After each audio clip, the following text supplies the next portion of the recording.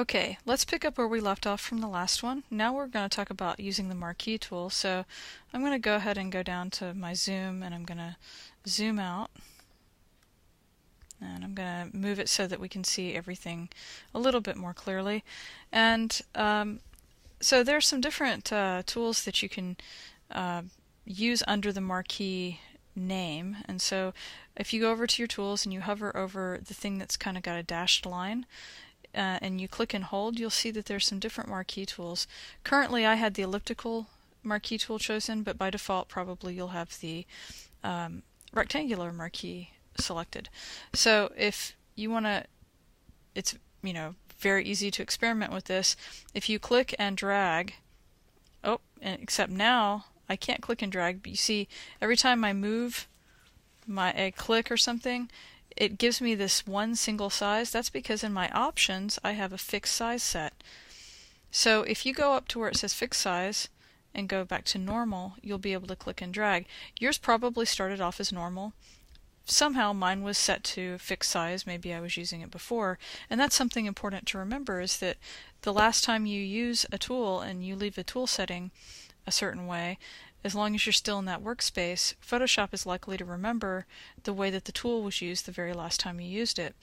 So if I just click somewhere using the Marquee tool, it will deselect for me. So it's not like the last one with the quick selection where it automatically starts to add to the selection.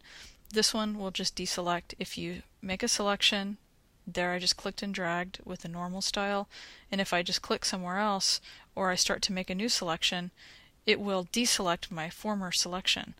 So here's where I was saying before, with the Marquee tool, if you want to use keyboard shortcuts to add to your selection, then you would hold down Shift, and you see you get this little plus symbol next to your Marquee cursor, and I could add that, and now I've got a whole nother section, and I keep on adding. Okay, so that's adding to my selection. If I wanted to subtract a section from the center, I could hold down Alt or Option, and you see now I have a section that is missing in the middle. And just to give you an idea, you don't have to do this, but just to give you an idea so that you can see what it is that I'm trying to do, I'm just trying to show you what is actually selected. I'm just going to take the paint bucket and I'm going to fill in the part that's actually selected. Now that's one of the things that's nice about a selection, is that you can make the selection, and then whenever you apply something to it, it will only affect whatever is in that selection. It won't affect anything else. I could sit here and click outside, and I'm clicking, nothing's happening, because it's only going to happen inside of my selection.